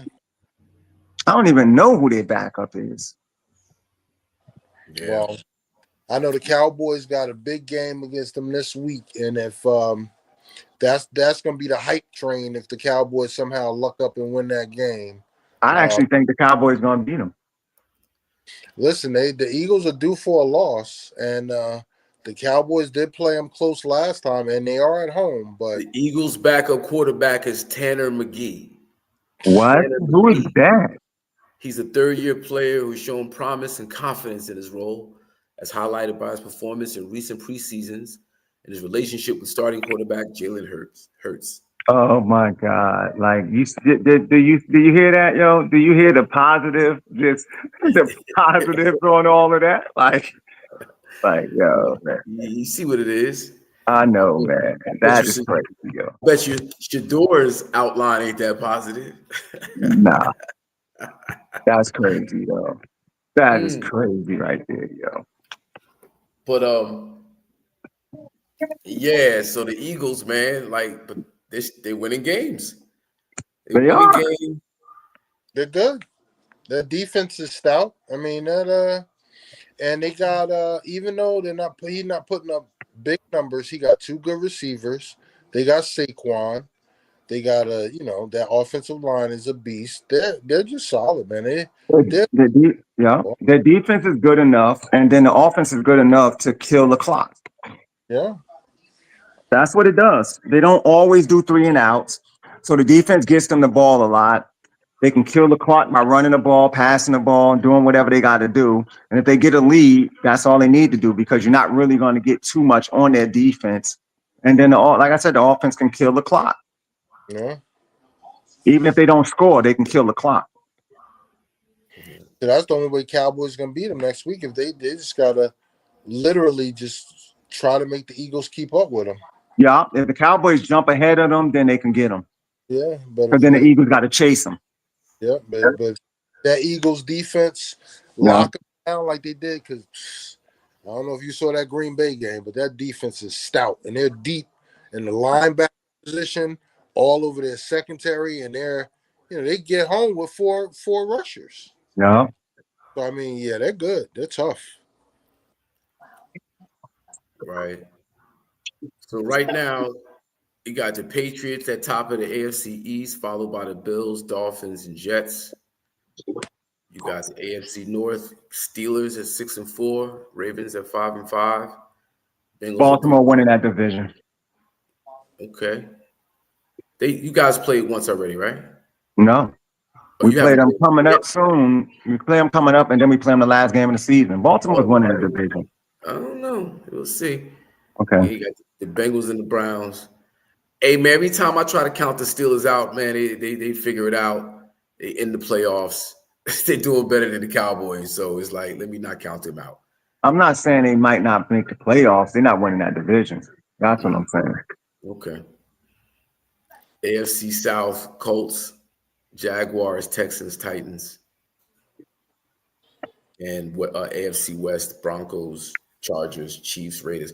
Broncos just caught a win over the Chiefs. That was a big win. That was a big win. I don't like Sean Payton. Yeah. The playoffs started today. The Chiefs wouldn't even be in it. They got to make a run. Big shout out to JB.ATL Music. Peace. What up, fam? You know it.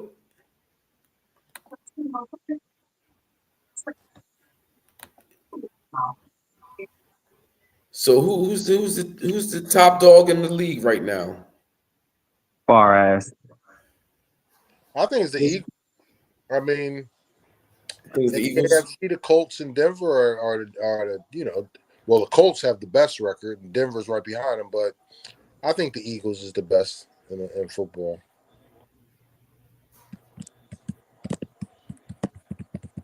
The Colts is 8-2, Broncos 9-2.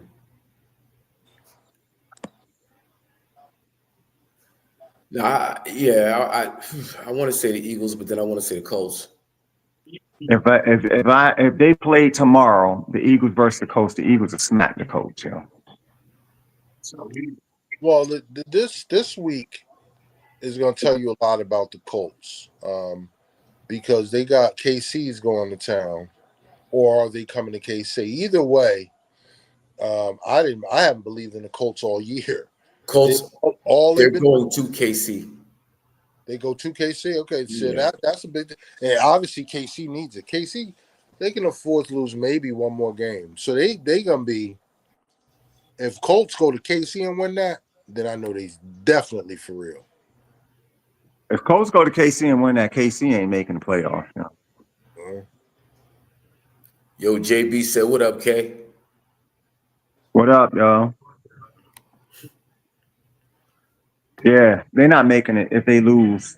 Yeah, But I can see them beating them. But Daniel Jones showed, like, if that defense start, getting on him and getting him with the sweaty palms, he turned back into Daniel Jones again.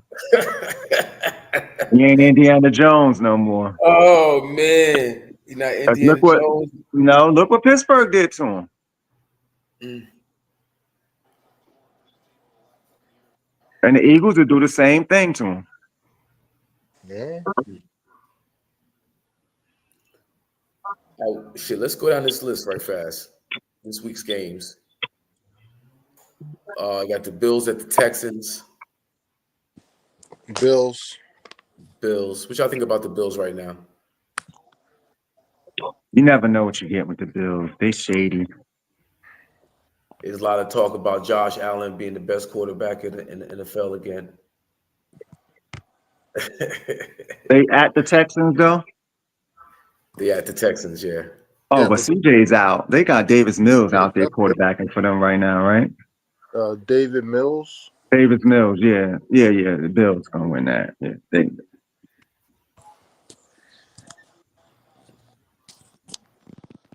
And Colts and Chiefs.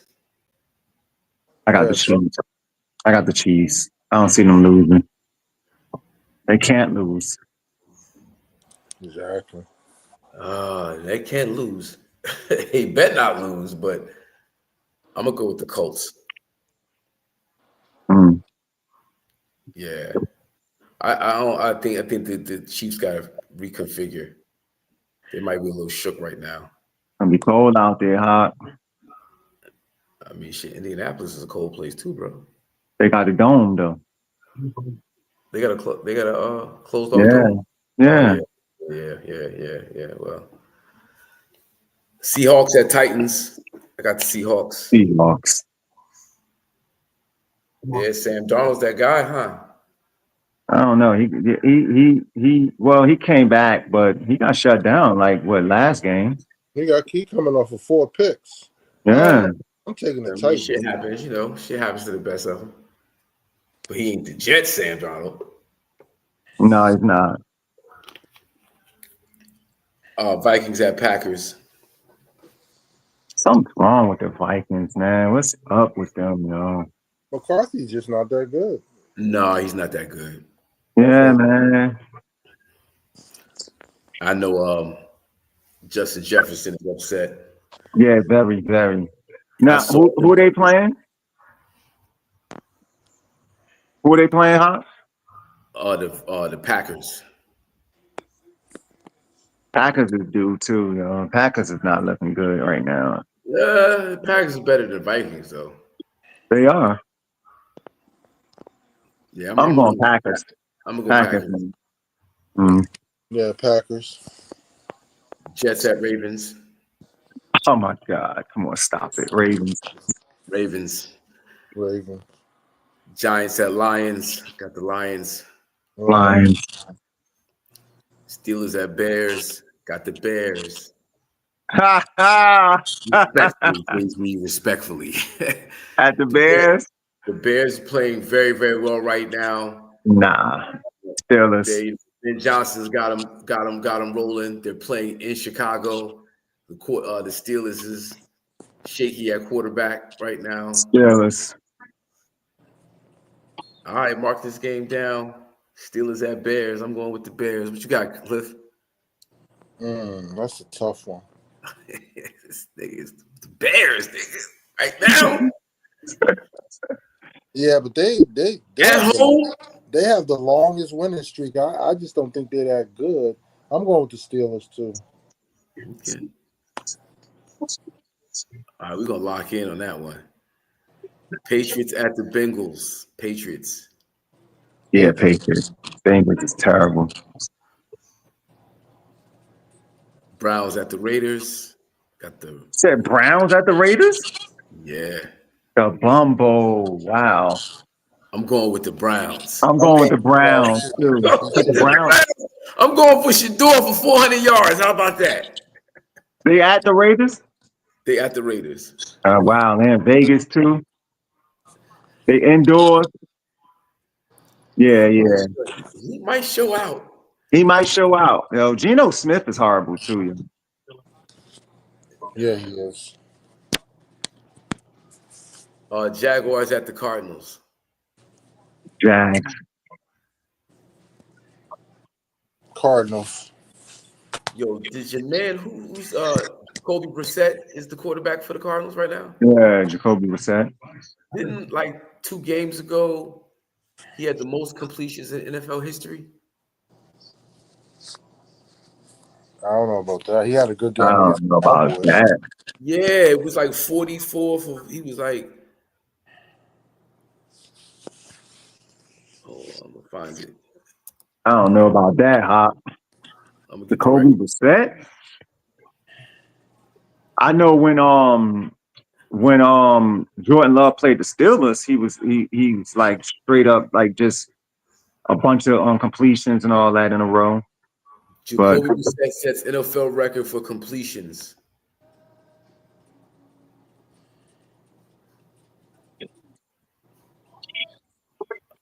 Come on, don't do that to me. Get out of here.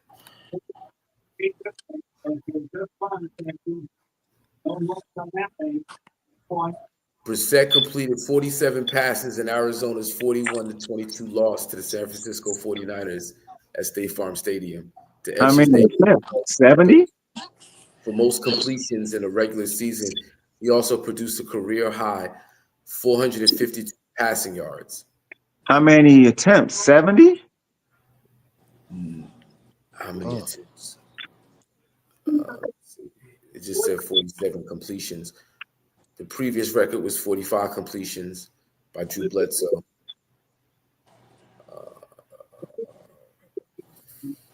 Yeah.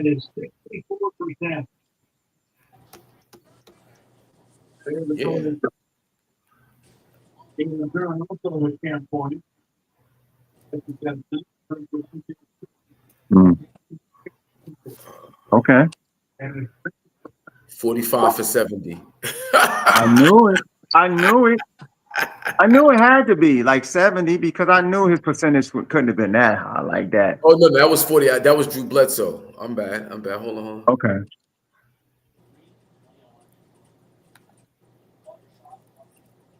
Let's do it this way.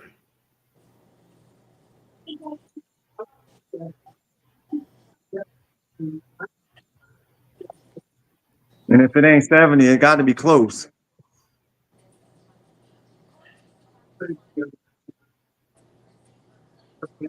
60 something. I can't find it. The 40, just everybody says 47 completions. Okay, but 40, how many attempts? Let me ask that.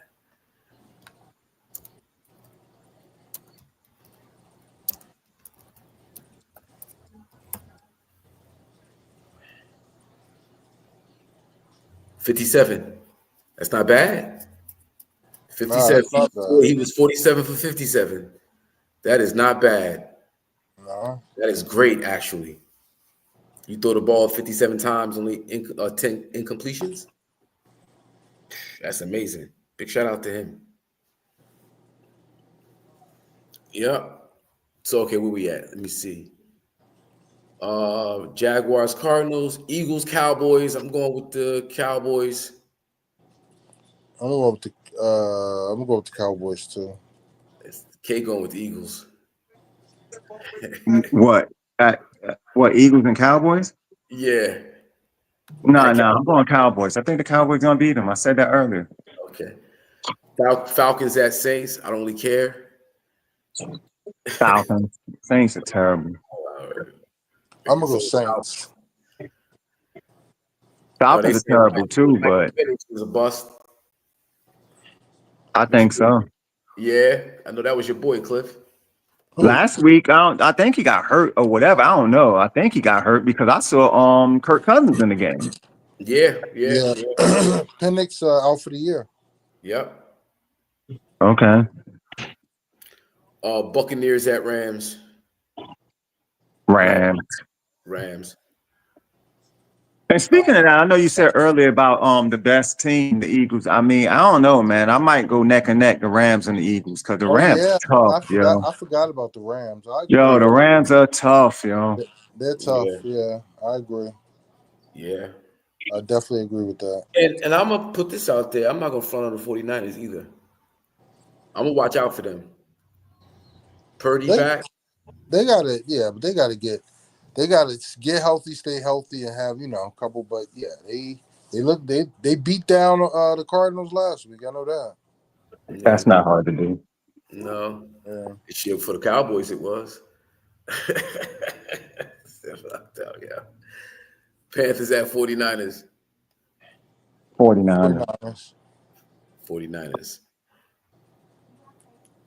All right, that's the NFL. Yep.